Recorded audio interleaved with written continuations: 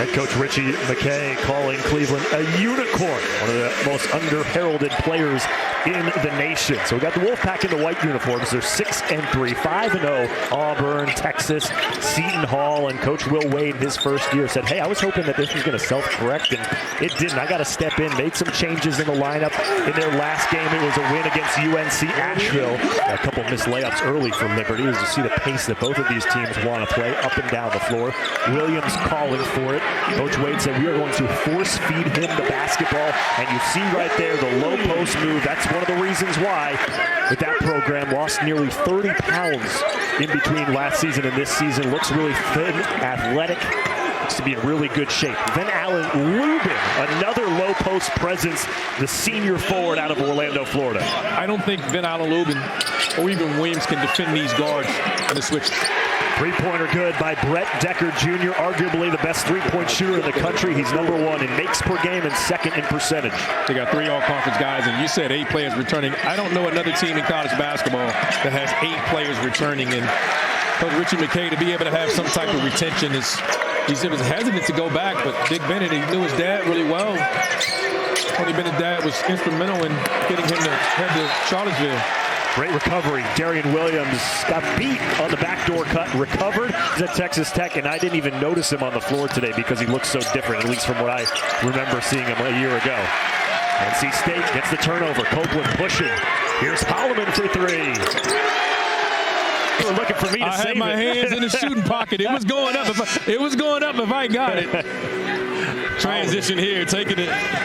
Turnover, creating fast break. Down the defensive rebound. The freshman from Baltimore. He's got that black eye, caught an elbow in practice earlier this week. Copeland to the rack. The circus shot for Quadir Copeland. I mean, just the transition to point guard for him has just been seamless. 5 to shoot. Decker to his left, tripped up, went back to his right. And a shot clock violation. Offensive rebound up top by Moussa Sanye.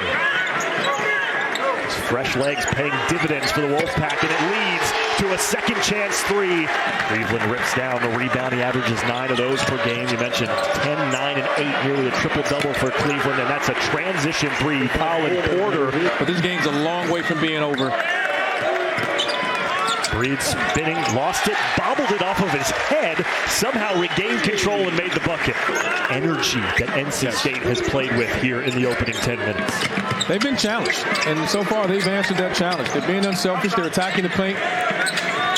Arsenault. They've been in struggle maybe to adjust to the system. I think some of it has just been everything was easy for them earlier. Everyone was scoring. They were making shots, and slowly it chipped away, and guys like Williams is not involved, and they've been intentional about that on both ends of the floor here tonight. Decker got the block. Harper, Euro step, good finish at the contact by J.J. Harper. They've not had that problem here so far tonight. Feeney now 1 for 4 from 3. He's a near 40% shooter on the year, and Holloman again attacking the lane. They're used to getting opportunities and being able to identify switches. NC State team, everyone sitting in the defensive stands and guarding the ball. Ven-Allen Lubin took the contact, plowed right through it, and 1. They know early they're not going to get double teamed. You're seeing whoever gets it inside, turns post. That's Ven-Allen Lubin's game. Turns, faces up. And now I'm chopping it up, talking to him in Charlotte in our preseason seminar this year. Coach Boeheim seems very happy in his retirement, and very happy and very good behind the mic as well as J.J. Harper lays it in. The coaching staff and these fans here in Raleigh. Quadir Copeland comes in for Paul McNeil Jr. Immediately attacks Decker, goes off the glass. They're not just talking. They're talking, touching. You can see there, Quadir Copeland pushes Arsenault to make the switch. Good baseline cut, J.J. Harper. We need to get Quadir Copeland mic'd up for one of these games. He's just shouting. We're still a Disney program, man, are we? I make them in practice, and then I get on the course, and that's what we call too many swing thoughts. Tre Holloman, count it. He'll go to the free throw line. Holloman. You know, when he went out and got your typical point guard to kind of settle down, the leadership qualities that he's looking for in that position. J.J. Harper slips inside. That's what you're able to do when you can shoot the basketball like that. Get the drive closeouts. Good move, Xander Carter. Liberty's played well the last few possessions, and NC State, they just can't get a stop.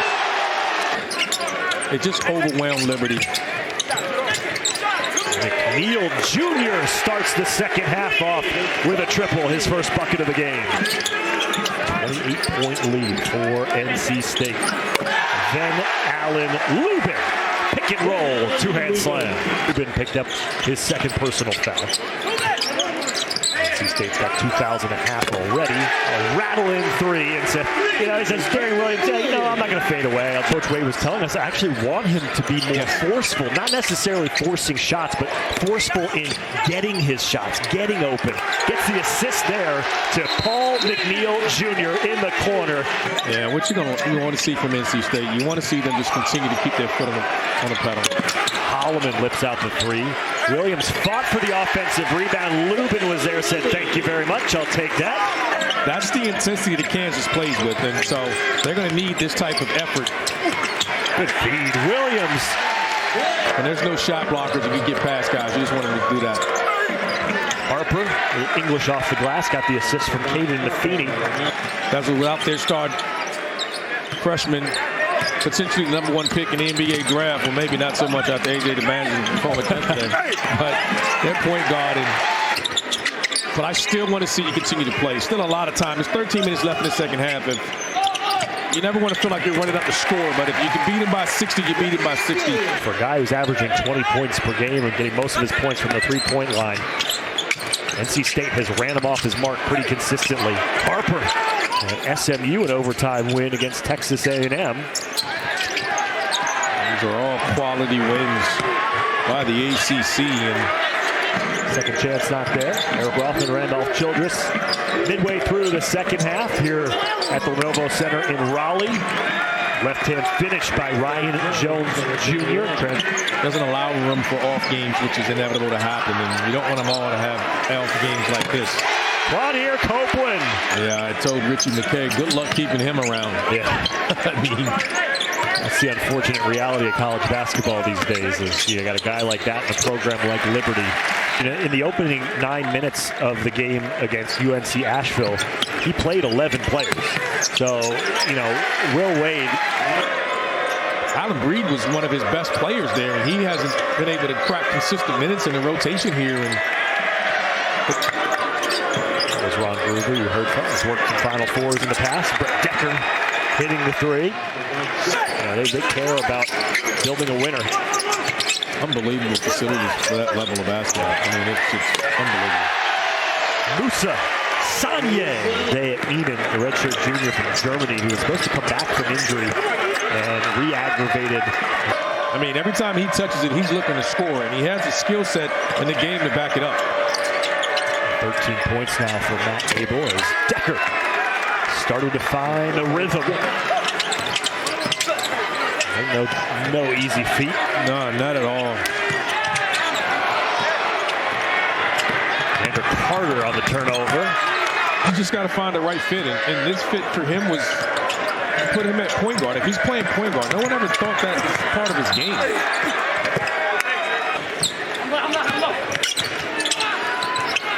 What it does for NC State is it takes the pressure off, whether it's Jordan Snell.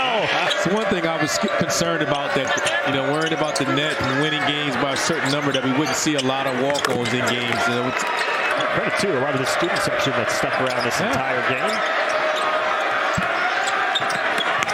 Baseline cut for Sorensen. Should be a fun game. Great matchup.